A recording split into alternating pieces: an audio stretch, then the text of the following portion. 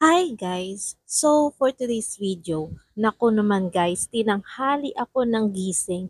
Napasarap siguro yung tulog ko dahil sa ininom kong gamot na may kasamang pampatulog sa kirot na rin at the same time. Sobrang kakaiba itong araw na to kasi ito yung araw na nalaman ko na may shingles pala ako. Kaya pala yung mga rashes ko grabe, padami ng padami at saka sobrang sakit.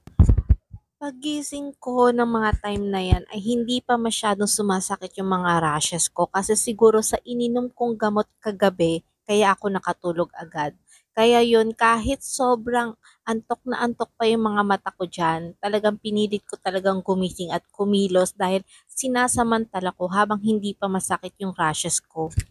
Nakakapanibago kasi nakasanayan ko ng kasama sa tabi ko si Savannah pero dahil nagkaroon ako ng shingles at may shingles ako ngayon, kailangan ko munang humiwalay sa kanya at kailangan niya muna ring matulog doon sa mama at papa niya dahil baka mahawa ko siya.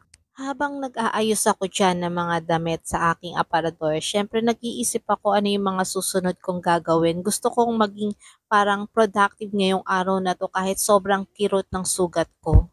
May binigay naman yung doktor sa akin na kirot, dalawang klase, isa sa umaga at saka isa sa gabi. Yun na nga yung sa gabi na may kasamang pampatulog na talagang makakatulog ka at hindi mo maiisip o hindi mo mararamdaman na kumikirot yung rashes mo. So ngayon, hindi pa siya kumikirot kaya hindi ko muna siya iinumin dahil hindi pa naman ako nag-aalmusal. Mamaya na lang siguro. Kaya naisipan ko naman maglinis, ayan, magwalis-walis, mga basic na gagawin para habang hindi pa siya nagkikirot, eh, may nagagawa naman ako kahit papano. Ayan, lumabas ako para linisin yung arenola ko kasi may sarili na rin akong arenola kasi just in case man gusto kong mag-CR o gusto ko umihi, hindi na ako kailangan lumabas para doon na mag-ihi. Kaya yan, naglagay na rin ako ng sarili kong arenola. Nilinisan ko na rin yan pero huwag kayong mag-alala guys kasi tuwing lumalabas ako naka-face mask ako at saka nag-alcohol yung mga kamay ko para wala akong mahawang ibang miyembro ng pamilya po namin.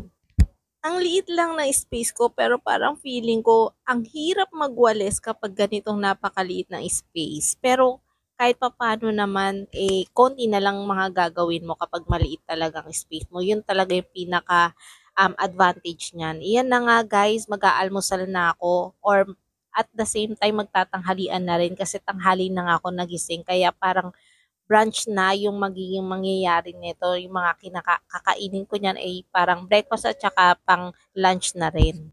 Habang kumakain ako diyan, medyo parang napapansin ko, nararamdaman ko na medyo kumikirot-kirot na yung rashes ko. Kaya sabi ko, kailangan bilisan kong kumain para makainom na agad ako ng gamot ko sa kirot at para at the same time eh hindi ko maramdaman yung sobrang kirot talaga kasi kung talagang kayo magkakaroon ng shingles sobrang kirot talaga na ayaw nyo talagang maranasan sa tanan ng buhay nyo.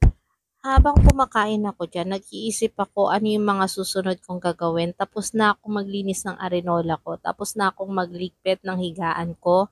Tapos na rin akong magwalis ng kwarto ko. Tapos na rin matatapos na rin naman ako kumain. So, hindi ko alam kung ano susunod kong gagawin. Siguro, mag-computer na lang po muna ako habang naglilibang ako kung ano yung mga susunod kong gagawin.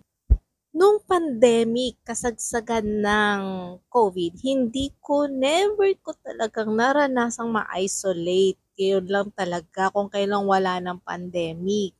At eto nga, tinamaan ako ng shingles. Ewan ko ba sa lahat ng mga pwedeng tamaan, bakit ako pa? Ayan na nga, yan hinihipo-hipo ko na dyan yung hita ko kasi parang feeling ko parang nangangati siya na masakit. Yan, uminom na rin naman ako ng pampakirot pero hindi ko alam na baka mamaya-maya pa ma-effect yung gamot na ininom ko kasi hindi naman siguro agad-agad yon.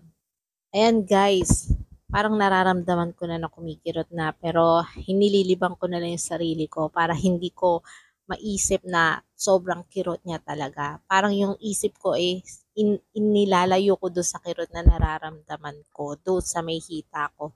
Yan na nga guys, chine-check-check ko lang yung email ko, ganyan, nag-YouTube ako, nag-search ako para malibang lang ako.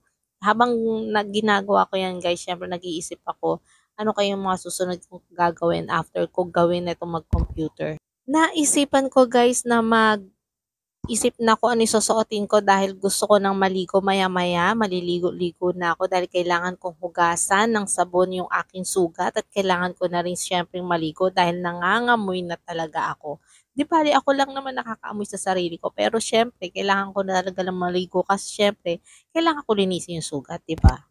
Yan guys, hinanda ko na yung tuwalya, hinanda ko na yung mga damit na susuotin ko. Siyempre yung mga sabon ko nandun na sa CR, nakahiwalay naman yun, kaya hindi naman gagamitin yun nila mama. Ayan na nga guys. Biruin mo guys, hapon na. Ayan na, kakatapos ko lang kumain, parang kakatapos ko lang kumain, merienda na naman. Hindi ko alam ba, paano ko nalipasan ang buong araw na to na merienda na naman. Parang nakakakain ko pa lang, kakain na naman ako. Yan guys, ang merienda ko ngayon ay yung kape at saka biskwit. Sabi naman ng doktor ay wala namang bawal na pagkain sa akin. Kaya pwede ko naman kainin kung anong gusto kong kainin. Yan, medyo kumikirot na dyan na sugat ko. Kaya yan, naisipan ko after neto, gusto ko sanang maligo na. Kaya yan na guys, tapos na ako maligo. Ayan, nakikita nyo naman, nakabihis na ako. Tapos, syempre, basa na yung buhok ko, inaayos-ayos ko na. So, after neto, guys, syempre, akyat na ako doon sa aking kama at mamaya-maya rin ay matutulog na ako. Iinom muna ako ng gamot ko na panggabi sa kirot kasi mamaya alam ko mamaya-maya ay ikikirot na naman tong sugat ko guys. Nakakain na rin naman ako ng panghapunan. Hindi ko na naipakita dahil mamaya sabihin nyo kain na lang ako ng kain. Kaya iyan, naligo na ako. After ko na maligo, nagbihis na rin ako. Yan, di ko na alam kung ano susunod kong gagawin. Siguro, mag-aantay lang muna ako ng mga ilang minuto. Akyat na ako sa taas para matulog na ako. Natapos rin sa wakas ang buong araw ko na ako lang mag-isa sa buong 4 na sulok ng kwartong ito. Guys, thank you for